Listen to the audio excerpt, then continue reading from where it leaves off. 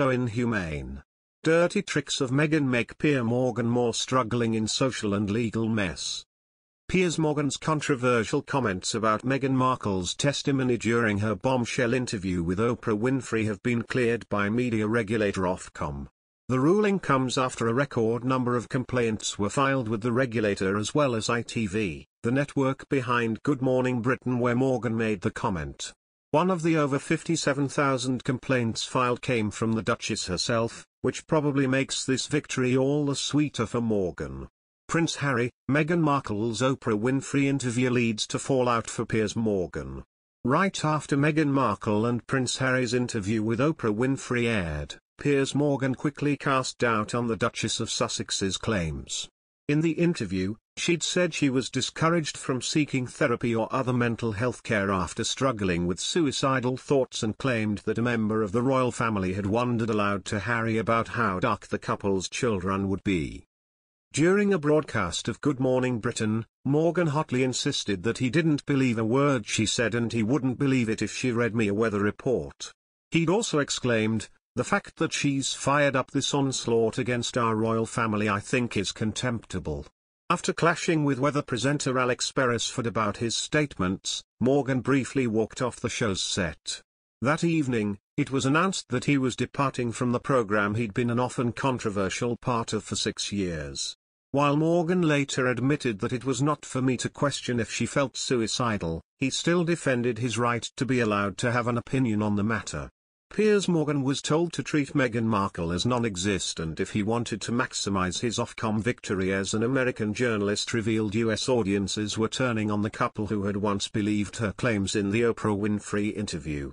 US royal journalist Kinsey Schofield appeared on GB News and told host Mark Dolan the Sussexes were seeing their popularity fall in the US as she said the public was getting fed up with their complaining. But when asked if Piers Morgan and Meghan Markle were generally liked in the States amid the recent Ofcom ruling, Ms. Schofield explained the two were divisive but offered advice to Mr. Morgan on how to now move on from the ruling. The journalist advised the former GMB presenter to simply ignore the Duchess of Sussex, as her greatest fear was being ignored and being forgotten about, as she said people believed what Meghan said because Oprah Winfrey did not challenge her enough.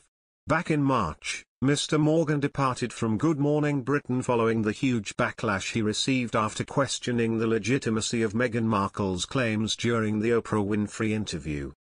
The day after the interview aired, Mr. Morgan rejected Meghan's mental health worries, stating he did not believe a word she said and said her attacks on the royal family were contemptible. A record 58,000 complaints were then sent to Ofcom, with one reportedly from the Duchess of Sussex herself. However, the media regulator rejected all of the complaints this week, stating they did not want to stifle national debate but made it clear they did not necessarily agree with the points made. Investigation finds Morgan's comments protected under freedom of expression. After an investigation into the incident, media regulator Ofcom cleared ITV, the network behind GMB, writing in its findings that restricting Morgan's opinions would amount to an unwarranted and chilling restriction on freedom of expression, though it did heartily criticize his apparent disregard for the touchy subject of suicide. Morgan still rebuked over approach towards suicide. "We were particularly concerned about Mr. Morgan's approach to such an important and serious issue and his apparent disregard for the seriousness of anyone expressing suicidal thoughts," the regulator stated. If not for the fact that Morgan's co-hosts, Susanna Reid and Chris Shipp, challenged his assertions and adequate protection for viewers, Ofcom continued, it would have been seriously concerned. The controversial former host of Good Morning Britain quit under pressure to apologize for the remarks made on air in the hours after the Oprah Winfrey interview. Meghan personally complained to network ITV over his on-air comments, and there were record numbers of complaints to UK TV regulator Ofcom. However, the watchdog today ruled that while his remarks had the potential to be offensive, they were within the rules. Ofcom's ruling states, the broadcast, contained statements about suicide and mental health which had the potential to be harmful and highly offensive. However, our decision is that overall the program contained sufficient challenge to provide adequate protection and context to its viewers. We also considered that the comments about race in the program could have been potentially highly offensive, but that the comments were sufficiently contextualized. Therefore, our decision is that the program did not breach the Ofcom broadcasting code. The Duchess told Oprah, "I was really ashamed to say it at the time and ashamed to have to admit it to Harry, especially, because I know how much loss he's suffered.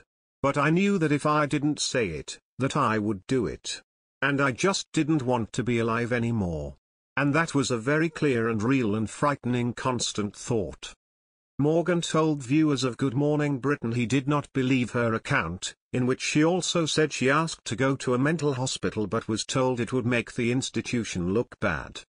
He said, "Who did you go to? What did she say to you? I'm sorry but I don't believe a word she says, Meghan Markle. I wouldn't believe her if she read me a weather report. The fact that she's fired this onslaught our royal family is contemptible." Meghan was challenged on air including by co-host Susanna Reid who said, "Well, that's a pathetic reaction to someone who has expressed those thoughts." UK TV regulator Ofcom received more than 50,000 complaints and launched an investigation into the broadcast. The ruling read, "The programme covered two very serious and sensitive issues, namely, mental health and suicide, and race. At the same time, they are both issues which had potential to cause offence. We also took into account that this program focused on a significant news story about the royal family which was clearly a legitimate subject for debate in the public interest. Ofcom's decision in this case was finely balanced. In the particular circumstances, we considered the broadcaster provided adequate protection to viewers, from potentially harmful and highly offensive statements about mental health and suicide, as there was sufficient challenge to such statements which meant they were adequately contextualized. The ruling sets out clearly that it was the balance and context the program makers provided which was key in mitigating against the potential for harm and offense which could have been caused by Piers Morgan's comments. It is because of the program's editorial decisions and the opposing views which were forcefully expressed by other presenters and guests, that the program did not breach Ofcom's rules. ITV said in a statement, "We welcome the Ofcom ruling that Good Morning Britain did not breach the broadcast standards relating to harm and offence. In Ofcom's view there is a high public interest in having an open and frank debate on both issues." Mr. Dolan invited Ms. Schofield to give her assessment of how the two are seen in the US. She said, "You know, Piers is such a character here in the States, there's a love/hate relationship with him, he's very polarizing. But I could say the same for Meghan Markle. I do think that Americans understand that there were a lot of questionable accusations made in that interview and we did jump to conclusions when we heard it. There was no pushback from Oprah Winfrey during that interview so obviously we all consumed it as truth. It's kind of unfolded and we've realized, maybe that's a bit of a fib. But, I would tell you if I were Piers Morgan, I think that he's got some things cooking and he's about to announce something and he's going to have another platform. If I were in his position, I would not give a single second to Meghan Markle if you want to crush this woman. You don't talk about her because her greatest fear is to be irrelevant. And I know that it keeps him in the papers, but I almost think that it would hurt her more, if he would just pretend that she was non-existent." Accusations made by Meghan during her interview with Oprah Winfrey began to unravel when the sit-down eventually aired in the UK. Meghan claimed she and Harry were married 3 days before the public ceremony on May 19 during a private event in their garden. However, the Sun newspaper revealed the official wedding documents showed May 19 was the actual day they got married, with the Archbishop of Canterbury coming out to defend himself, stating if he had carried out the private wedding it would be illegal. Meghan also suggested Archie was denied a title, but the 1917 letters patent from George V states he would not be given a title until Prince Charles ascends the throne. Mr. Morgan left Good Morning Britain earlier this year, which saw him clash with weatherman Alex Beresford over Meghan. Reaction from Morgan and what's next for him. Following the ruling, Morgan said he was delighted with the findings, adding that it was a resounding victory for free speech and a resounding defeat for Princess Pinocchio's, his personal nickname for Markle. He also tweeted out a photo of a newspaper declaring the news of the ruling, though he took some umbrage with one part of the reporting. For the record, Meghan is 56 years old. Though he has tasted victory thanks to this ruling, Meghan still lost his position on the popular British morning show. In the aftermath of the ruling, he has demanded his job back, but it's unclear whether he'll manage to score another win on this front quite yet. Piers Morgan revealed he suffered a face injury after making a hasty exit because of Prince Harry.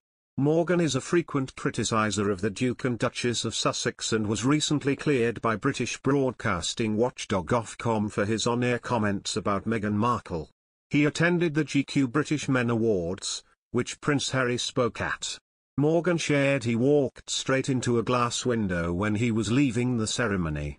Meghan shared in his Daily Mail column, "As I left, I could hear Harry lecturing the audience about the danger of misinformation and peddling lies, without a shred of self-awareness. I chuckled and pulled out my phone to check the first edition headlines of the newspapers. To my delight, most of them had splashed my victory all over their front pages. I felt a sudden rush of exhilaration at the end of what had been a tumultuous but ultimately very satisfying day.